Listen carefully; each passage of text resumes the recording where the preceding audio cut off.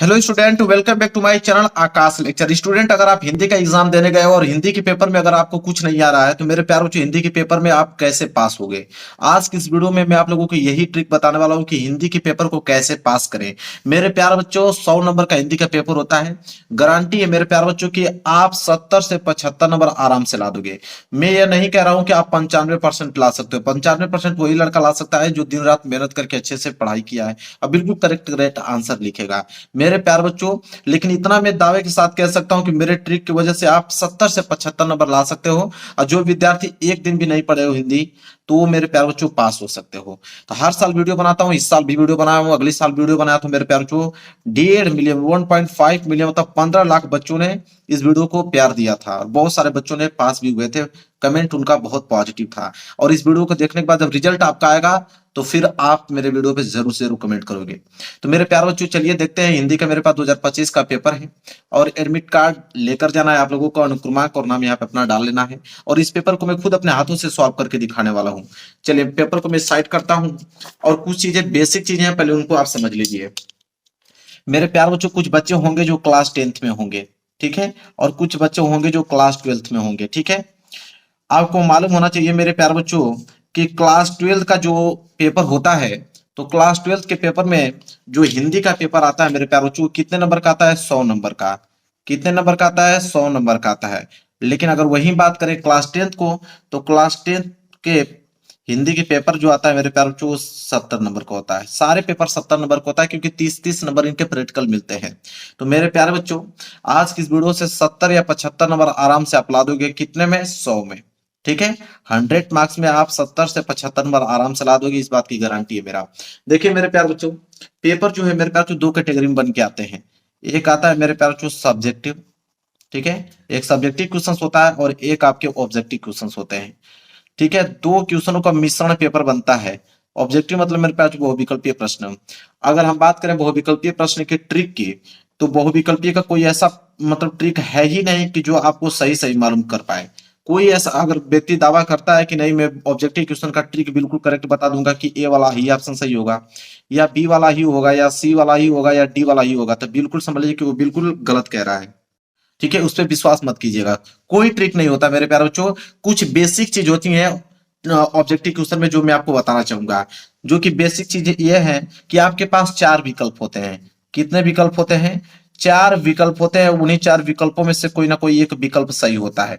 अगर चार विकल्प में, ठीक है, अगर आपको कोई विकल्प ए व बी दिखाई दे, कोई विकल्प अगर ए व बी दिखाई दे चारों में से, तो समझ लीजिए कि यही वाला ऑप्शन आपका बिल्कुल सही होगा।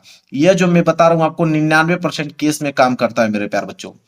अगर कोई चारों ऑप्शनों में से ए और बी दिखाई दे, ए और बी दिखाई दे, तो समझ लीजिए कि ए और बी ही होगा। ठीक है, तो इस पे आप लोगों को ट्रिक लगा देना है। इसके बाद अगर हम बात करें, अगर चारों ऑप्शनों में से अगर कोई ऑप्शन ए आ जाए कि इनमें से कोई नहीं, चारों ऑप्शनों में से अगर कोई ऑप्शन ये बन जाए कि इनमें से कोई नहीं, तो समझ लीजिए कि वही वाला आंसर होगा। मैंने बताया ना कि 99% केस में मेरे प्यारे ये ऑप्शन सही होते हैं। मैंने बहुत अच्छे तरीके से एनालिसिस करके बता रहा हूं आपको। या तो चारों ऑप्शनों में से यह आ जाए कि इनमें से सभी, इनमें से सभी आ जाए, तो फिर भी आंख बंद करके आप इनमें से सभी पे ही आपको ट्रिक लगाना होगा। या कुछ ऑप्शन ऐसे होते हैं कि जो अलग दिखते हैं, डिफरेंट दिखते हैं, मतलब तीनों ऑप्शनों में से वो अलग दिखेगा आपको। तो अगर अलग वाला कोई ऑप्शन अगर आपको दिख रहा है, तो आप उस पर ही क्लिक करके आइएगा मेरे प्यार बच्चों। ये कुछ बेसिक ट्रिक बता रहा हूं, अगर नहीं आपको आ रहा है तो। अगर मेरे प्यार बच्चों चारों ऑप्शन अलग हो, ऑप्शन ए भी अलग हो, ऑप्शन बी भी अलग हो, ऑप्शन सी, ऑप्शन डी, तो मेरे प्यार बच्चों वो आपको तुक्का लगाना पड़ेगा और वो आपके किस्मत का साथ देगा कि आपका सही हो पा रहा है कि नहीं हो पा रहा है। ठीक है, लेकिन अधिकतर मेरे 75% ऐसे ऑप्शन देखे हैं कि ए और सी सही होते हैं। 75% क्वेश्चनों का ऑप्शन जो होता है मेरे प्यार, जो ए और सी अधिकतर सही होता है। इसलिए अगर चारों ऑप्शन अलग हो, तो अगर आप तुक्का लगा भी रहे हो, तो ए और सी पे दाव आपको खेलना है। ठीक है, तो ये ऑब्जेक्टिव क्वेश्चन का ट्रिक, मेरे कुछ बेसिक चीजें थी जो कि मैंने आपको बता दिया। अब मैं सब्जेक्टिव क्वेश्चन का बताने वाला हूं। देखिए मेरे प्यार, जो सब्जेक्टिव प्रश्न यहां से स्टार्ट है, प्रश्न नंबर तीसरा से। बोला है कि दिए गए पद्यांश पर आधारित निम्नलिखित प्रश्नों के उत्तर दीजिए। मेरे प्यारो, यहाँ पे गद्यांश दिया है कि दिए गए गद्यांश पर आधारित निम्नलिखित प्रश्न को उत्तर दीजिए। एक बात अगर हम बताऊं तो गद्यांश देखिए 10 नंबर के लिए आता है। ये क्लास 12th का पेपर है। अगर वही क्लास 10th का पेपर आता है मेरे प्यारे बच्चों तो गद्यांश 6 नंबर का आता है। कितने नंबर के लिए आता है? 6 नंबर का। तो क्लास 10th वाले बच्चे जल्दी से 6 नंबर पक्का कर लें और क्लास 12th वाले बच्चे 10 नंबर पक्का कर लें। कौन सा ट्रिक है कि अगर कोई भी गद्यांश दुनिया को नहीं आ रहा है उसको कैसे आप लिखोगे? देखिए मान लीजिए ये वाला गद्यांश है, गद्यांश दिया है, ठीक है। और तीसरा प्रश्न है, तो देखिए लिखने का तरीका क्या है मेरे प्यार बच्चों, ताकि एग्जामिनर जो है मेरे प्यार बच्चों प्रभावित हो सके और पूरा का पूरा नंबर दे पाए। क्या तरीका है मैं बताता हूं। देखिए जो जो बताऊंगा सेम उसी तरह प्रोसेस फॉलो करना आपको। सबसे पहले मेरे प्यार बच्चों हेडिंग डालनी पड़ेगी आपको। चलिए हेडिंग डालते हैं। क्या था? प्रश्न उत्तर संख्या तीसरा। तो यहाँ पे आपको हेडिंग अच्छे से एकदम आपको राइटिंग वगैरह अच्छे से बनाकर लिखना है। जैसे प्रश्न उत्तर संख्या तीसरा, तो आप लिखोगे प्रश्न उत्तर संख्या तीसरा, ताकि एग्जामिनर को ये लगे कि हाँ बिल्कुल टॉपर लड़का लिखा है। तो प्रश्न उत्तर संख्या तीसरा। फिर स्केल की सहायता से इसके नीचे आपको अंडरलाइनिंग खींचना पड़ेगा ताकि दिखने में बेहद अच्छा लगे। जैसे मैं यहाँ पे स्केल की सहायता से अंडरलाइनिंग खींच रहा हूँ, ठीक है, ऐसे ही आपको खींचना है। तो प्रश्न उत्तर संख्या तीसरा हो गया। अब मेरे प्यारे बच्चों अगर हम बताएं तो इसमें दो ऑप्शन देता है आपको। एक ये पहला वाला दिया है, अगर ये नहीं आप करना चाहते हो मेरे प्यारे बच्चों तो एक पीछे आपको देखिए अथवा करके दिया है। देखिए यहाँ पे दिख रहा होगा अथवा करके। अब दोनों में से कोई एक ही आपको करना होता है। तो अगर मान लीजिए कि दोनों में से कोई एक करना है तो इसको कैसे लिखोगे? ठीक है, कि एग्जामिनर को मालूम चले कि दोनों में से आपने कौन सा किया है। उसके लिए आपको हिंट की जरूरत पड़ेगी, संकेत की जरूरत पड़ेगी। तो आप मेरे प्यारे बच्चों यहाँ पे लिखोगे संकेत। क्या लिखोगे? यहाँ पे हेडिंग बनाओगे संकेत। संकेत कैसे लिखा जाता है मेरे प्यारे बच्चों? देखो संकेत का मतलब मेरे प्यारे बच्चों ये होता है कि आगे की कुछ वर्ड उठा लो। जैसे भाषा स्वयं संस्कृति, यहां तक उठा लो, भाषा स्वयं संस्कृति। चलिए मेरे साथ लिखिए यहाँ पे।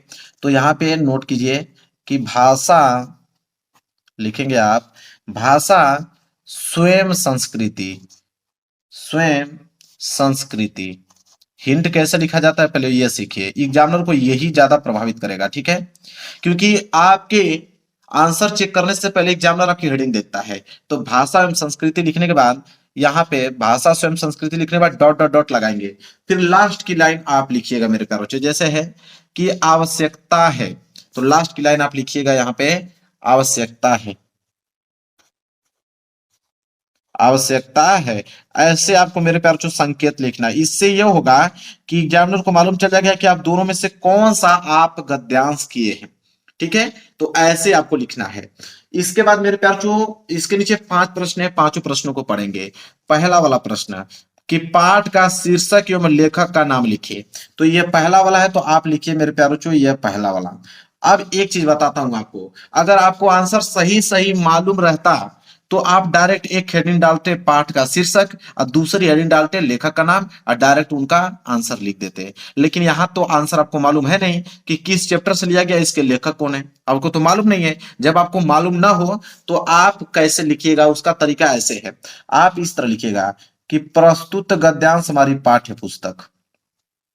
लिखेंगे कि प्रस्तुत गद्यांश हमारी पाठ्य पुस्तक। अगर आंसर मालूम रहता तो डायरेक्ट लिख देते, आंसर नहीं मालूम है तब बना कर लिखेंगे। प्रस्तुत गद्यांश हमारी पाठ्य पुस्तक, हमारी पाठ्य पुस्तक,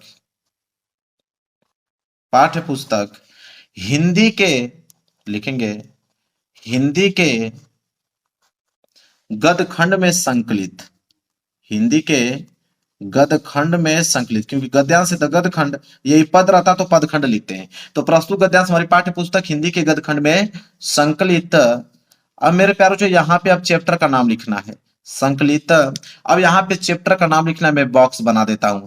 अब मेरे प्यारे बच्चों आपको तो मालूम है ना कि किस चैप्टर से लिया गया है। तो आपके ही किताब में बहुत सारे चैप्टर होंगे, जैसे राष्ट्र का स्वरूप है, रॉबर्ट नर्सिंग होम है, अशोक के फूल है मेरे प्यारे बच्चों, भाषा और आधुनिकता है, ठीक है। तो बहुत सारे हैं मेरे प्यारे बच्चों। तो उसका कोई भी नाम अगर आपको मालूम है मेरे प्यारे बच्चों ना, तो यहाँ पे नाम फिलअप कर दीजिए। कोई भी नाम मालूम है तो यहाँ पे नाम फिलअप, लेकिन याद रहे ब्लैक पेन से नहीं, नीले ही पेन से। ब्लैक पेन से लिखोगे तो एग्जामिनर का ध्यान चला जाएगा, एग्जामिनर देख लेगा गलत लिखा आपने। नीली पेन से ही आपको पूरा का पूरा आंसर देना है, ठीक है। तो गद्य खंड में संकलित कोई भी चैप्टर लिख लीजिएगा। फिर आगे लिखिएगा पाठ से लिया गया है। क्या लिखेंगे? पाठ से लिया गया है, पाठ से लिया गया है, ऐसे लिखना है, लिया गया है, जिसके लेखक, लिखिएगा इसके लेखक, इसके लेखक कौन है भाई, तो यहाँ पे भी मैं बॉक्स बनाता हूं, ठीक है। अब इसके लेखक कौन है, तो आपको मालूम होना चाहिए मेरे प्यारे बच्चों, जैसे राष्ट्र का स्वरूप, इनके लेखक कौन है, डॉक्टर वासुदेव शरण अग्रवाल जी। रॉबर्ट नरसिंह होम के कौन है, श्री कन्हैयालाल मिश्र, प्रभाकर जी, अशोक के फूल के आचार्य राजेंद्र प्रसाद द्विवेदी जी, भाषा और आधुनिकता चैप्टर के कौन है, प्रोफेसर जी सुंदर रेड्डी। तो कोई भी नाम मालूम है ना, तो यहाँ पे नाम कोई भी लिख लीजिएगा, ठीक है, कोई भी नाम मेरे प्यारे बच्चों, लेकिन छोड़िएगा मत, आपको ऐसे फिलअप कर देना है। ये हो गया मेरे प्यारे बच्चों आप लोगों का कंप्लीट, ठीक है। पहला का आंसर आपने इस तरह कंप्लीट कर दिया, कोई दिक्कत नहीं होना चाहिए मेरे प्यारे बच्चों, ठीक है। चलिए अब दूसरा देना है, तो आप लिखोगे यहाँ पे दूसरा, क्या लिखोगे मेरे प्यारे बच्चों, दूसरा। और एक चीज और मैं बता देता हूं मैं, कि जिसमें पाठ और लेखक का नाम लिखा जाता है उसे बोलते हैं संदर्भ। तो यहाँ पे हेडिंग आप बना कर लिखिएगा, पहले यहाँ पे हेडिंग डाल लीजिएगा मेरे प्यारे बच्चों, बता देता हूं मैं, पहले हेडिंग डाल दीजिएगा संदर्भ, क्योंकि जिसमें पाठ और लेखक का नाम लिखा जाता है उसे संदर्भ बोलते हैं। तो ये हेडिंग आपकी बन जाएगी संदर्भ। संदर्भ हेडिंग बनाने के बाद ही लिखिएगा, प्रस्तुत गद्यांश हमारी पाठ्य पुस्तक हिंदी के गद्य खंड में संकलित इस चैप्टर पाठ से लिया गया और इसके लेखक कौन है मेरे प्यारे बच्चों, ये है, जो भी नाम लिखना चाहते हैं। तो ये हो गया पहले का आंसर कंप्लीट, ऐसे आपको करना है मेरे प्यारे बच्चों। इसके बाद दूसरा है कि रेखांकित अंश की व्याख्या। अब एक लाइन छोड़ने के बाद आप हेडिंग, तो दूसरा मेरे प्यारे बच्चों रेखांकित अंश की व्याख्या, हेडिंग हमने डाल दिया। अब कैसे लिखना है, तो देखिए, रेखांकित अंश की व्याख्या मतलब मेरे प्यारे बच्चों, जहां तक अंडरलाइन किया गया कि भाषा एवं संस्कृति का एक अटूट अंग है, संस्कृति परंपरा से निश्रित होने पर भी परिवर्तनशील और गतिशील है, उसकी गति विज्ञान की प्रगति के साथ जोड़ी जाती है। अब इसका हमें व्याख्या बताना है, व्याख्या आपको आ नहीं रहा है, तो पहली हेडिंग ऐसे लिखिएगा, मतलब इसमें स्टार्ट कैसे कीजिएगा, कि लेखक कहते हैं कि, क्या लिखेंगे, कि लेखक कहते हैं कि, लेखक कहते हैं कि, क्या कहते हैं, आप देखिए कैसे लिखोगे, तो लेखक कहते हैं कि भाषा एवं संस्कृति का एक अटूट अंग है, ये वाली लाइन लिखेंगे, भाषा एवं संस्कृति का एक अटूट अंग है, यहां तक फुल स्टॉप तक। इसको लाइन को लिखने के बाद, जैसे इस लाइन को लिखेंगे, फिर आप उसके बाद आगे नहीं लिखना है, उसी में आपको जोड़कर मेरे प्यारों को कुछ ना कुछ उसका उसको एक्सप्लेन करना है। जो मैंने लिखा है कि भाषा में संस्कृति का एक अटूट अंग है, उसके बारे में कुछ ना कुछ लिखना है। जैसे कुछ लिखोगे, इसके बाद फिर अगली लाइन, मतलब अंडरलाइन यहां तक किया गया ना, फिर लिखोगे संस्कृति परंपरा से निश्रित होने पर भी परिवर्तनशील और गतिशील है, मतलब यहां तक फिर नोट कीजिएगा वही चीज हु बहू, यहां तक नोट कर दिया। इसके आगे फिर आगे नहीं नोट करना है, अपने से बारे में कुछ ना कुछ ऐड करके ही उसके बीच में आपको कुछ लिखना है, ठीक है। इसके बाद तब आप लिखोगा, उसके गति विज्ञान की प्रगति के साथ जोड़ी जाती है, फिर उसके बाद ये वाली लाइन लिख दीजिएगा, और लिखने बाद फिर आगे उसी लाइन को कुछ ना कुछ अपने से बनाकर एक्सप्लेन करना है। तो व्याख्या ऐसे किया जाता है, अगर नहीं आ रहा है तो बता देता हूं, ठीक है। ऐसे आपको मेरे प्यार चू करना है, एग्जाम में पूरा नंबर देगा, एक नंबर नहीं काट सकता है, ठीक है। समझ में आ गया आप लोगों को। चलिए तीसरा प्रश्न करना है, एक लाइन छोड़ दीजिए, अब यहाँ पे डालेंगे तीसरा। तीसरा प्रश्न मेरे प्यार बच्चों क्या है, कि बोला है कि नए शब्दों की खोज क्यों आवश्यक है। तो नए शब्दों की खोज क्यों आवश्यक है मेरे प्यार बच्चों, तो देखिए नए खोज की यहाँ पे लिखा है कि नई भाव योजनाओं को व्यक्त करने के लिए नए शब्दों की खोज की महती आवश्यक है, ठीक है, महती आवश्यकता है, ठीक है। मतलब मेरे प्यार जो आंसर मिल गया आपका, तो तीसरे का ये वाला जो है वही आंसर है, इसी पैसेज में से लिखना होता है, तो ये वाला आंसर आपका मिल गया। तो तीसरे का जैसे आप लिखोगे मेरे प्यार जो दो लाइन, तो यह दो लाइन आप लिखोगे तो ये पेज आपका भर जाएगा।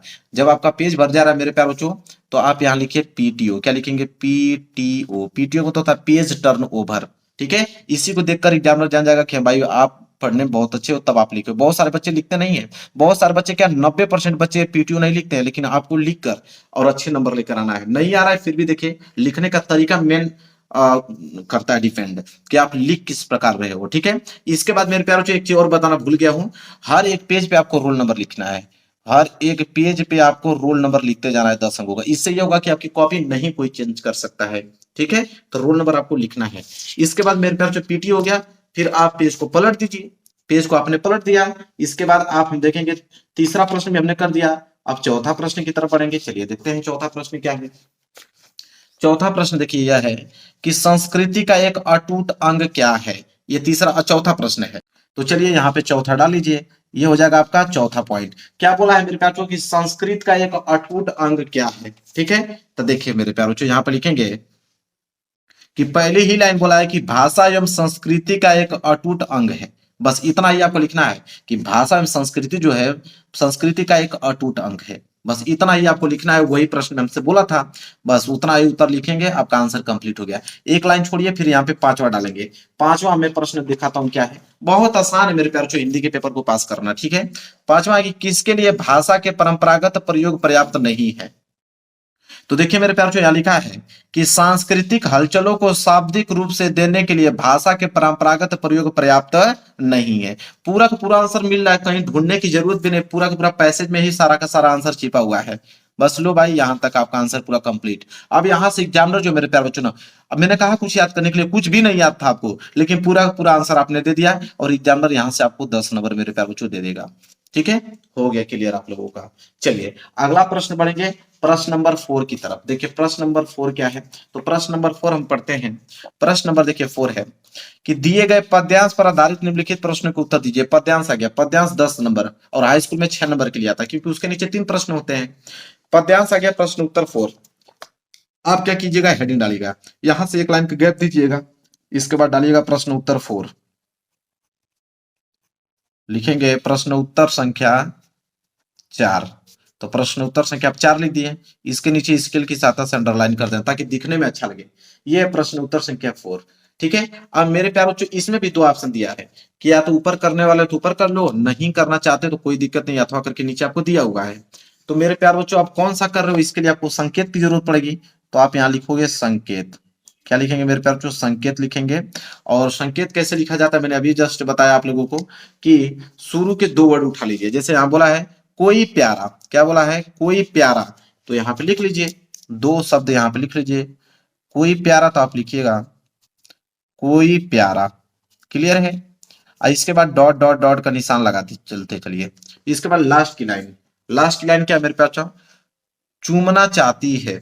ठीक है, तो यहाँ लिखिएगा कि चूमना चाहती है, ताकि एग्जामिनर को मालूम चल जाएगा कि आपने दोनों में से कौन सा आपने किया है, चूमना चाहती है, ऐसे हो गया, एग्जामिनर को मालूम चल जाएगा दोनों में से आपने कौन सा किया है। इसके बाद मेरे प्यारे बच्चों इसके नीचे 5 प्रश्न है। पहला है उपयुक्त पद्यांश का संदर्भ लिखिए। तो पहला आप लिखने जा रहे हो, तो यहाँ पे डालेंगे पहला। संदर्भ पूछा है तो लिखेंगे यहाँ पे संदर्भ। ठीक है, ये हेडिंग हो गया, ब्लैक पेन से आपको हेडिंग डालना है। संदर्भ, संदर्भ मैंने बताया यह पद्यांश है, वो गद्यांश था तो हमने क्या लिखा था, प्रस्तुत गद्यांश। यह पद्यांश से लिखेंगे प्रस्तुत पद्यांश, हमारी पाठ्य पुस्तक लिखेंगे कि प्रस्तुत पद्यांश हमारी पाठ्य पुस्तक, प्रस्तुत पद्यांश हमारी पाठ्य पुस्तक, प्रस्तुत पद्यांश हमारी पाठ्य पुस्तक, पाठ्य पुस्तक। हिंदी के, हिंदी के, अब यह पद लिखेंगे, हिंदी के पद खंड से, या हिंदी के पद खंड में संकलित, ये पद है ना, पद पद खंड में संकलित, या पद खंड लिख सकते हैं। तो पद खंड में संकलित किस चैप्टर से लिया गया है, अब चैप्टर का नाम मालूम नहीं है, तो इसके लिए मैं डब्बा बना देता हूं आपको भरने के लिए। अब आपको मालूम नहीं है, बहुत सारे चैप्टर है मेरे ख्याल से पद्यांश में, जैसे पवन दूतिका है, पवन दूतिका के जो है अवधेश सिंह उपाध्याय हरिओ जी हैं, कई कई के अनुताप है मैथिली शरण गुप्त जी हैं, एक गीत है जयशंकर प्रसाद जी का, और श्रद्धा मनु भी जयशंकर जी प्रसाद जी का ही है। तो कोई भी मालूम है तो यहाँ पे आप फिलअप कर दीजिएगा। ठीक है, कोई भी नाम मालूम है, लेकिन याद रहे ब्लैक पेन से, नीली ही पेन से। इस पार्ट से लिया गया, लिखेंगे इस पार्ट से लिया गया है,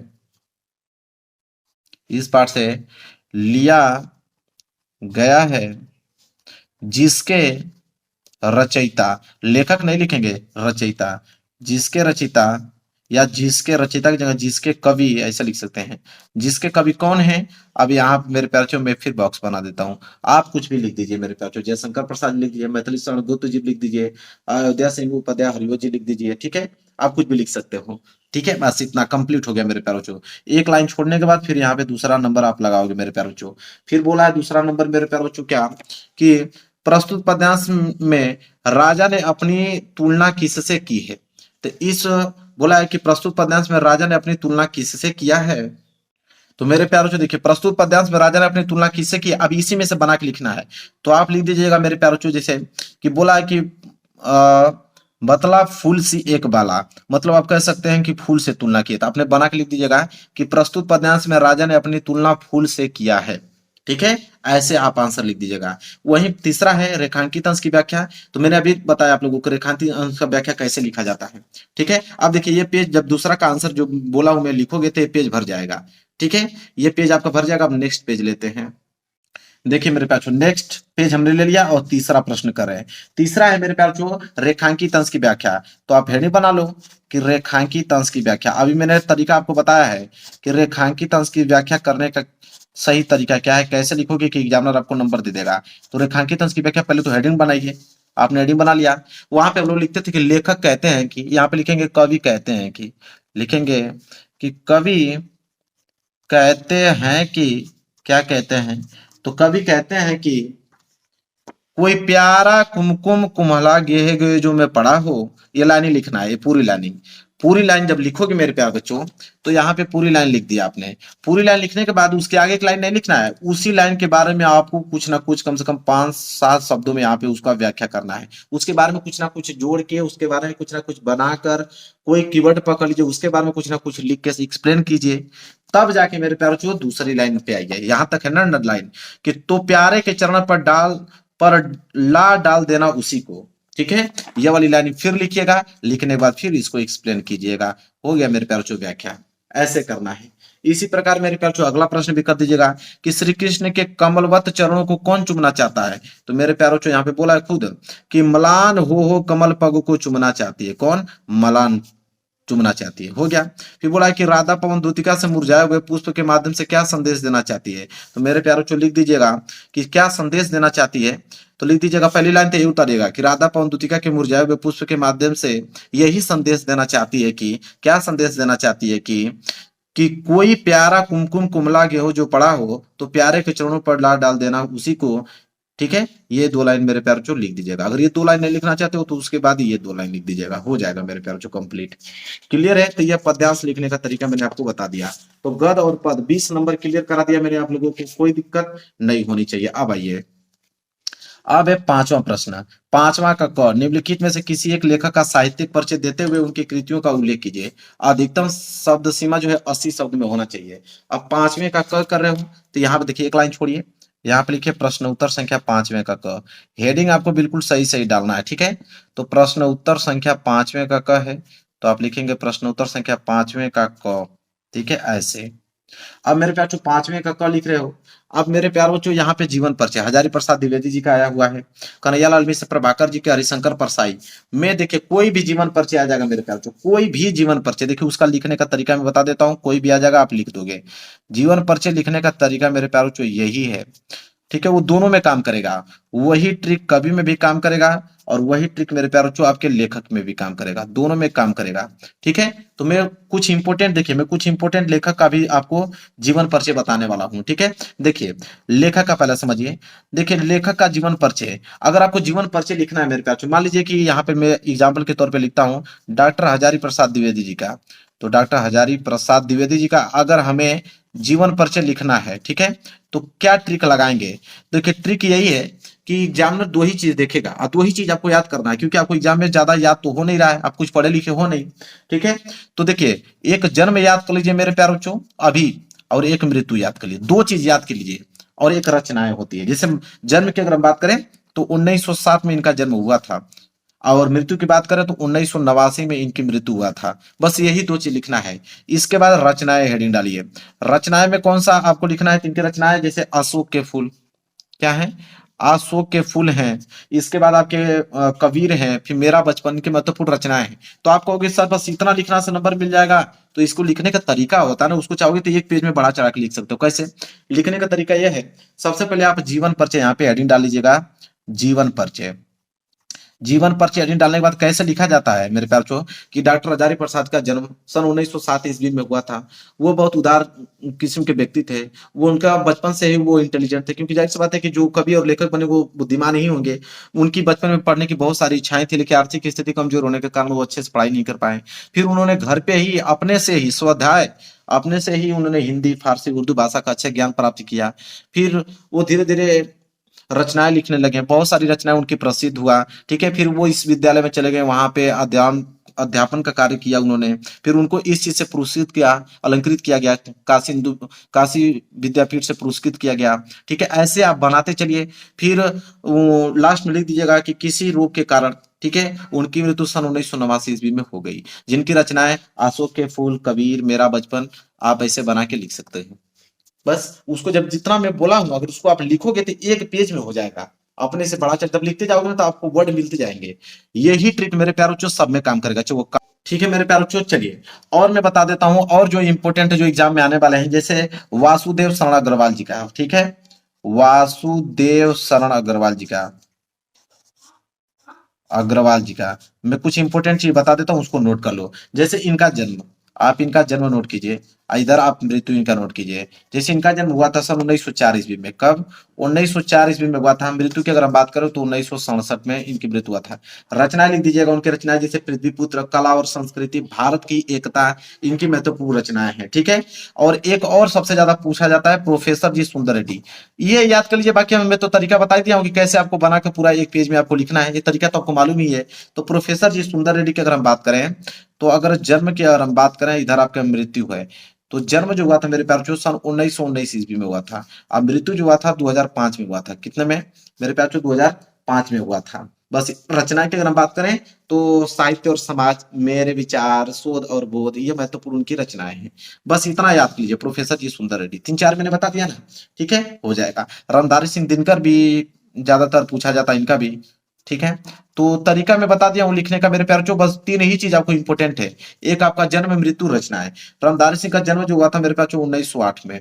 मृत्यु की अगर हम बात करें तो 1974 में। रचनाएं इनकी महत्वपूर्ण कुछ है, जैसे रेणुका हुआ, हुंकार हुआ, उर्वशी हुआ, ये महत्वपूर्ण रचनाएं उनकी।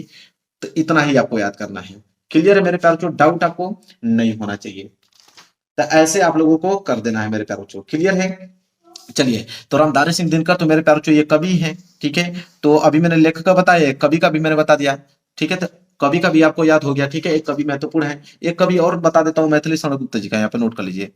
तो मैं लेखक का भी बता दिया, साथ ही साथ आपको कवि का भी बता दिया। तो मैथिली शरण गुप्त जी की अगर हम बात करें तो इनका जो जन्म हुआ था मेरे प्यार बच्चों, ठीक है, तो इनका जो जन्म हुआ था वो 1886 ईस्वी में। मृत्यु की अगर बात करें तो 1964 में।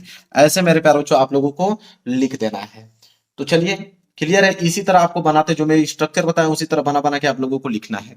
तो चलिए, लेखक का जीवन परिचय, कवि का जीवन परिचय भी कंप्लीट हो गया। यहाँ से 10 नंबर भी आपको ट्रिक की मदद से मिल जाएगा।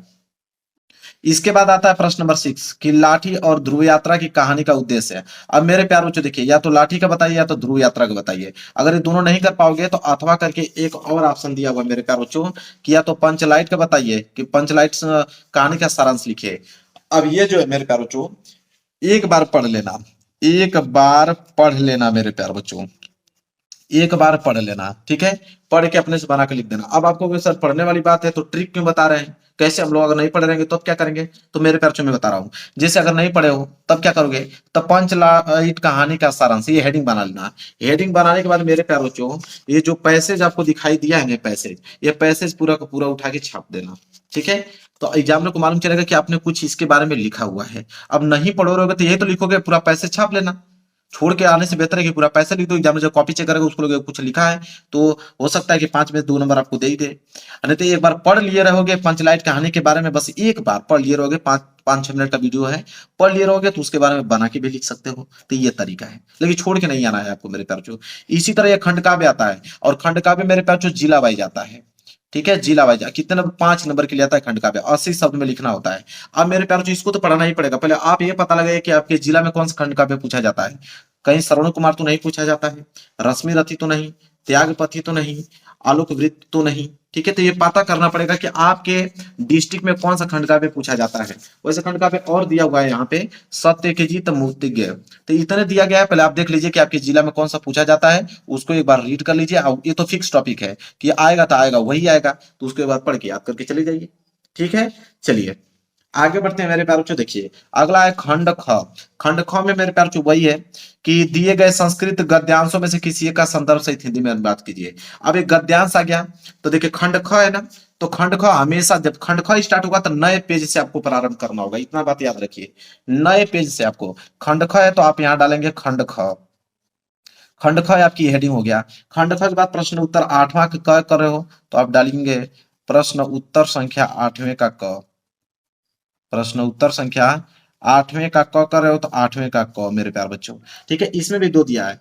ठीक है, तो क कर रहे हो मेरे प्यार बच्चों। आप देखिए इसमें बोला है कि आप ये वाला कर रहे हो कि अथवा करके ये वाला कर रहे हो, तो इसमें भी संकेत की जरूरत पड़ेगी। तो इसमें भी मेरे प्यार बच्चों संकेत डाल दीजिए। संकेत डालने का तरीका मैंने बताया है कि शुरू के लाइन फिर डॉट डॉट लास्ट की लाइन, ये संकेत हो गया। और इसमें जो होता है मेरे प्यार बच्चों, ये 7 नंबर के लिए आता है। इसमें 2 ही चीज होता है, एक तो आप संदर्भ लिखिए, एक तो आप मेरे प्यारों चो इसका हिंदी में अनुवाद कीजिए। तो संदर्भ लिखने का तरीका यही है मेरे प्यारों चो, जैसे उसको लिख रहे थे ये, इसमें जैसे इसमें बस आपको संस्कृत भाग लिखना है।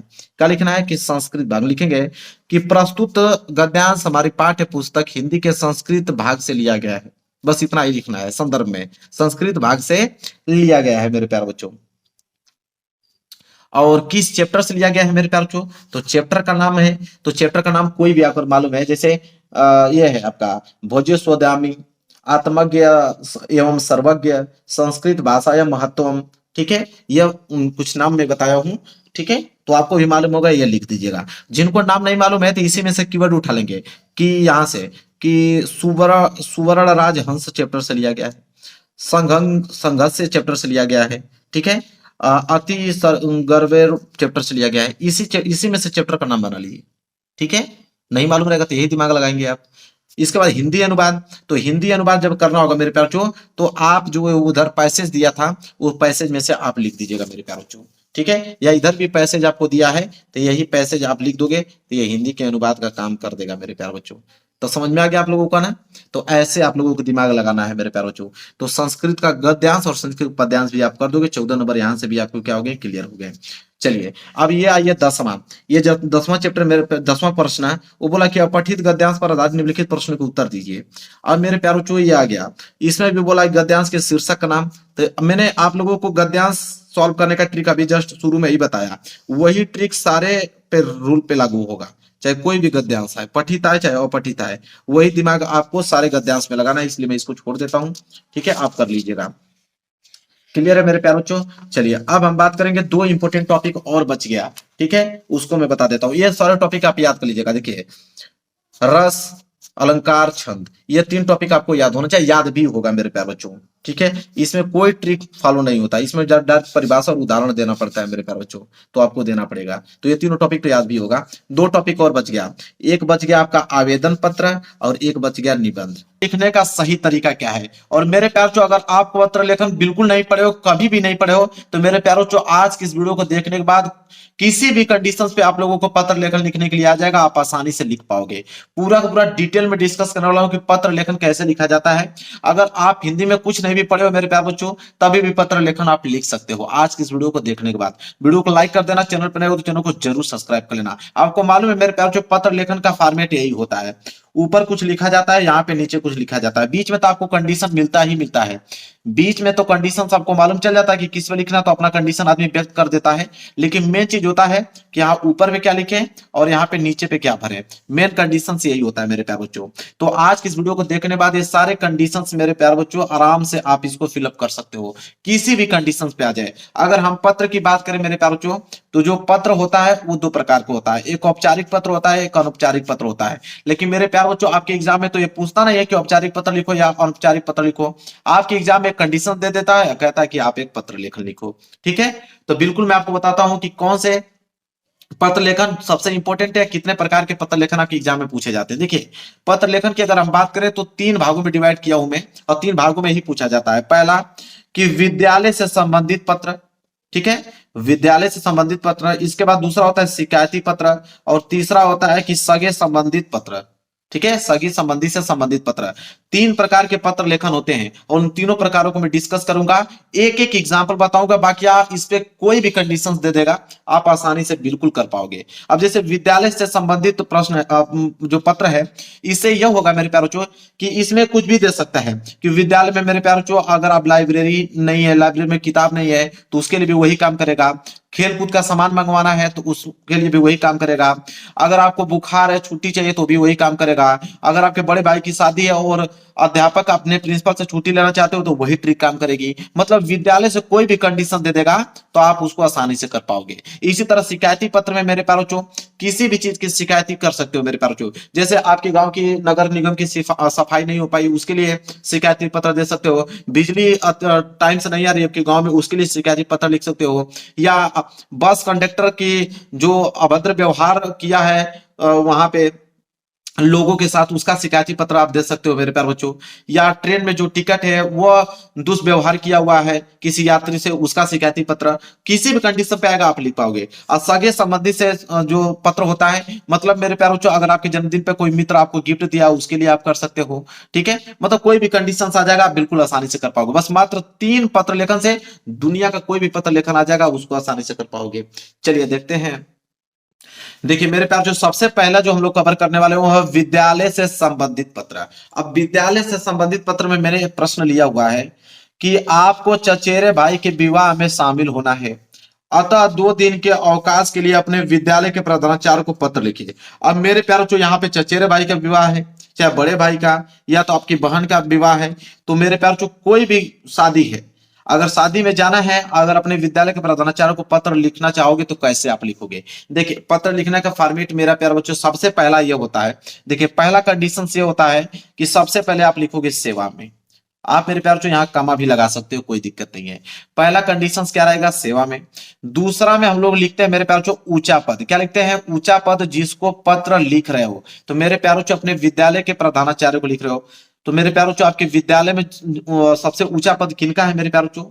ठीक है, तो सबसे ऊंचा पद तो प्रिंसिपल का ही होता है, तो प्रिंसिपल को लिखोगे। क्या लिखोगे कि श्रीमान प्रधानाचार्य जी, सबसे ऊंचा पद उन्हीं का है, तो आप लिखोगे श्रीमान प्रधानाचार्य जी। तीसरा नंबर क्या लिखोगे, संस्था का नाम, जहां पत्र भेज रहे हो। तो मेरे प्यार जाहिर सी बात है कि आप अपने विद्यालय को पत्र भेज रहे हो तो अपने विद्यालय का नाम लिखना पड़ेगा। जैसे राजकीय वरिष्ठ माध्यमिक विद्यालय में एक एग्जाम्पल के तौर पर ले लियो, अपने विद्यालय का नाम लिख सकते हो। चौथा नंबर पे आता है शहर का नाम, कि मतलब कि वो विद्यालय जो है किस शहर में उपस्थित है, तो विद्यालय जो है फरीदाबाद में है। इसके बाद पांचवा कंडीशन आता है मेरे पास विषय। विषय का मतलब होता है कि किसके बारे में लिख रहे हो। विषय कभी भी ज्यादा बड़ा नहीं लिखना चाहिए। विषय का मतलब सिर्फ छोटे में ही आप बता दीजिए। जैसे यहाँ पे 2 दिन के अवकाश हेतु, बस छोटा सा लिख दीजिए 2 दिन के अवकाश हेतु। छठवां पॉइंट होता है संबोधन। संबोधन में मेरे प्यारों होता है कि श्रीमान जी, क्या होता है, श्रीमान जी, रिस्पेक्ट दिया जाता है संबोधन के तौर पे।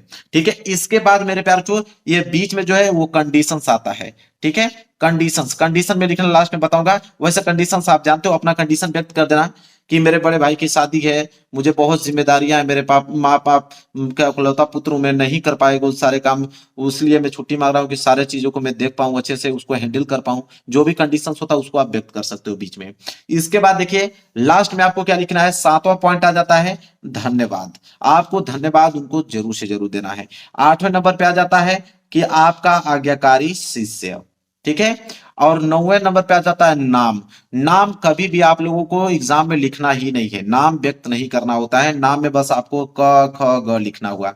ठीक है, क ख ग लिख सकते हो, चाहे अ ब स लिख सकते हो।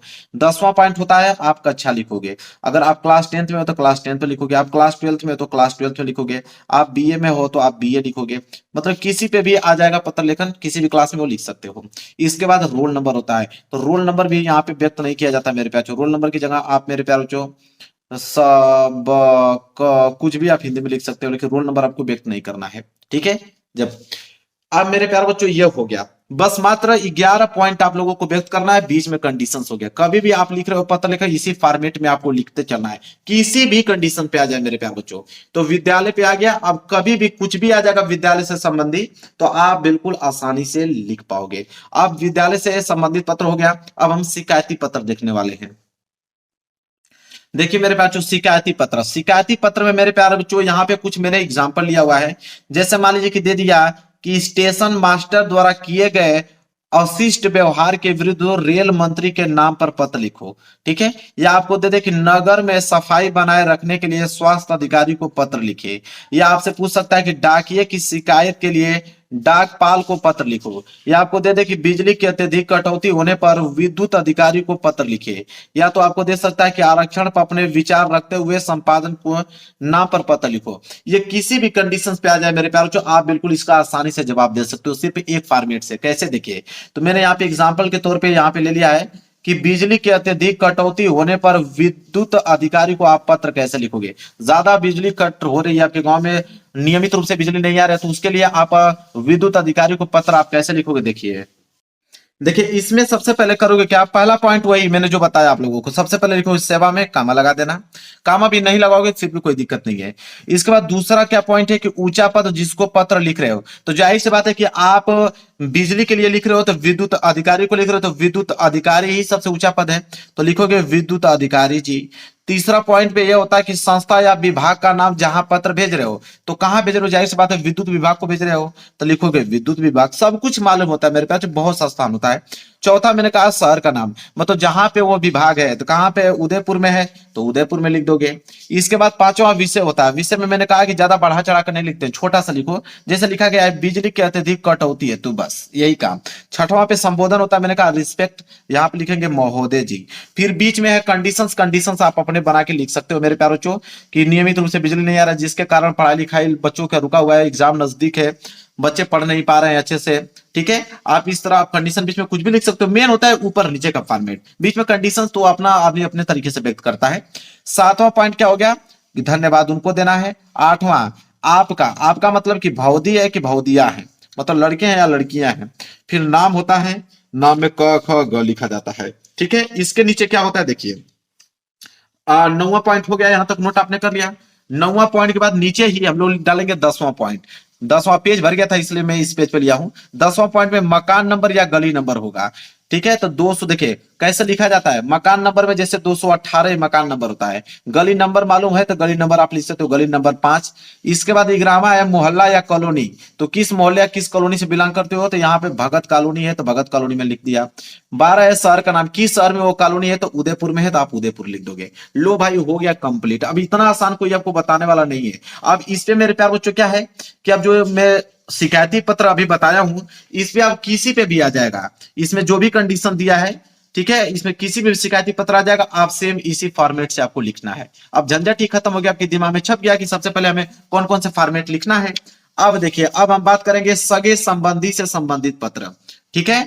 सगे संबंधी से संबंधित पत्र में मेरे प्यारों जो हम लोग लिखेंगे यहाँ पे, सबसे पहला देखिए कुछ कंडीशन बता रहा हूं, जैसे अपनी माता को पत्र लिखिए जिसमें उनके स्वास्थ्य के बारे में पूछा गया हो, या तो आपको दे सकता है कि कुसंगति से बचने के लिए छोटे भाई को पत्र लिखे, या तो दे देगा कि महाकुंभ के मेले का वर्णन करते हुए अपने मित्रों को पत्र लिखे, या तो दे देगा कि वार्षिकोत्सव का वर्णन करते हुए चाचा को पत्र लिखे। अब इसमें किसी भी कंडीशन पे देगा ना मेरे प्यार बच्चों, आप आसानी से लिख पाओगे। मैंने यहाँ पे एक ले लिया एग्जाम्पल के तौर पे कि अपनी माता को पत्र लिखिए जिसमें उनके स्वास्थ्य के बारे में पूछा गया हो। तो देखिए क्या करोगे, सबसे पहले मेरे प्यार बच्चों इसमें क्या होता है कि अपने माता को पत्र लिखना है जिसमें उनके स्वास्थ्य के बारे में पूछा गया हो। तो मेरे प्यार बच्चों सबसे पहले हम लोग लिखेंगे उनका एड्रेस।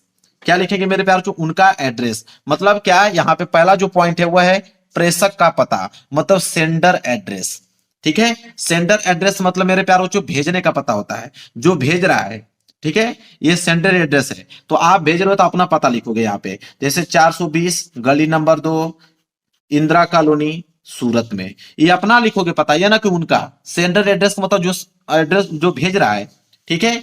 इसके बाद दूसरा पे होता है प्राप्तकर्ता पता, मतलब रिसीवर एड्रेस, जो रिसीव करेगा उसको, तो रिसीव जहां भेज रहे हो मेरे प्यारे बच्चों, ठीक है। तो रिसीवर एड्रेस का मतलब होता है यहाँ पे 58 गली नंबर 8 लिख सकते हो, बड़ी मोहल्ला हिसार, हमको वहां पे उनको भेजना है, ठीक है। तो जो रिसीव करेगा उनका पता हो गया। इसके बाद मेरे प्यार जो तीसरा में क्या है, तीसरा में पॉइंट आप डालोगे संबोधन का। संबोधन का मैंने कहा रिस्पेक्ट होता है। संबोधन में मेरे प्यार जैसे पूज्य माता जी, अब बीच में मेरे प्यार यहाँ पे कंडीशन लिखोगे। कंडीशन का मतलब स्वास्थ्य के बारे में पूछ रहे हो तो स्वास्थ्य के बारे में लिख दीजिएगा यहाँ पे कि आपका स्वास्थ्य कैसा है। उम्मीद करता हूँ कि अच्छे होंगे आप। सुना हूँ कि आपकी तबीयत खराब है, आप दवाइयाँ अच्छे से ले रहे हैं कि नहीं ले रहे हैं, ठीक है। आप डॉक्टरों को दिखाइए, अच्छे से इलाज करवाइए, ठीक है। ऐसे आप लोगों को इसके कंडीशन बना के लिखना है। फिर चौथा नंबर पे आ जाएगा जैसे आपका सुपुत्र। फिर पांचवें नंबर पे नाम, नाम में मैंने कहा नाम नहीं दर्शाना है, क ख ग लिख देना है। लो भाई, अब इस पे मेरे प्यार जो कोई भी आ जाएगा आप बिल्कुल आसानी से मेरे प्यार जो लिख सकते हो। अगर हम पत्र की बात करें तो मैंने कहा था कि पत्र जो होता है औपचारिक होता है, एक अनौपचारिक होता है। औपचारिक में जो होता है वो विद्यालय से संबंधी पत्र आ जाता है और शिकायती पत्र आ जाता है। और अनौपचारिक में मेरे प्यार जो आ जाता है सगे संबंधी पत्र। तो सगे संबंधी जितने भी पत्र होता है उसे अनौपचारिक पत्र कहते हैं, और औपचारिक में विद्यालय से संबंधित और शिकायती पत्र आ जाता है। क्लियर है मेरे प्यारों? चलिए अब अगर हम बात करें मेरे प्यारों, देखिए कैसे आप लोगों को पूरा एकदम श्योर लिखना है। तो जैसे मैं अगर बताऊं, अगर इसको हटा करें तो मैं लिख रहा था बताने के लिए, कैसे लिखा जाता है कि बिजली की अत्यधिक कटौती होने पर विद्युत अधिकारी को अगर पत्र लिखना होगा तो आपको डायरेक्ट ऐसे लिखना है। ये तो मैं बता, ये नहीं कि जो मैं बता रहा था तो वैसे लिखना है, ठीक है। ये मैं बता रहा था आप लोगों को कि ऊंचा पद ये सब थोड़ी आपको लिखना है, ये तो मैं बता रहा था। आपको लिखना होगा एग्जाम में ऐसे कि सेवा में विद्युत अधिकारी जी, विद्युत विभाग उदयपुर, उनका एड्रेस, विषय लिखेंगे बिजली की अत्यधिक कटौती हेतु। इसके बाद संबोधन आप लिखोगे महोदय जी, बीच में आप लिखोगे अपना उनका कंडीशंस कि बिजली कटौती क्यों हो रही है, तो उससे नुकसान क्या हो रहा है। इसके बाद संबोधन धन्यवाद दोगे, फिर भौदिया भौदिया, फिर अपना नाम लिखोगे क ख ग, फिर अपना एड्रेस लिखोगे 218 गली नंबर, ठीक है, मोहल्ला कहाँ पे है, फिर आपका वहां पे शहर क्या है, उदयपुर में। बस ऐसे आपको लिखना है मेरे प्यारों। वो तो मैं तरीका बता रहा था। तो अब हमको नहीं लगता है कि आपको दिक्कत होगा पत्र लेखन में।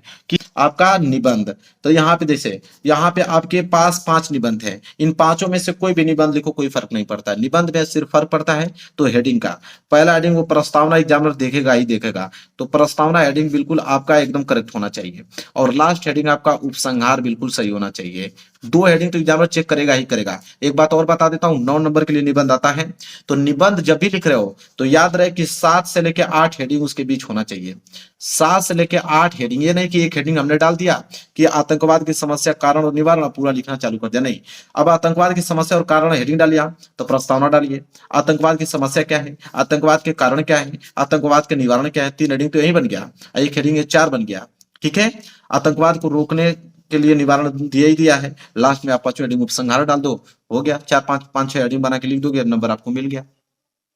तो ऐसे करना है। लो मेरे प्यारे बच्चों, पूरा का पूरा पेपर को पूरा का पूरा सोल्यूशन बता दिया। और मेरे प्यारे बच्चों, जो ट्रिक मैंने बताया उसके मदद से आप 70 से 75 नंबर आराम से ला सकते हो, कोई रोक नहीं सकता है। बस थोड़ा राइटिंग जो है, अपनी राइटिंग बेहद अच्छे करके थोड़ा लिखना, तो और नंबर एक्स्ट्रा बढ़ सकता है आपका। तो वीडियो को लाइक कर देना, चैनल पर नए हो तो चैनल को जरूर सब्सक्राइब कर लेना। मिलेंगे एक प्यारे से नेक्स्ट वीडियो में, तब तक के लिए धन्यवाद।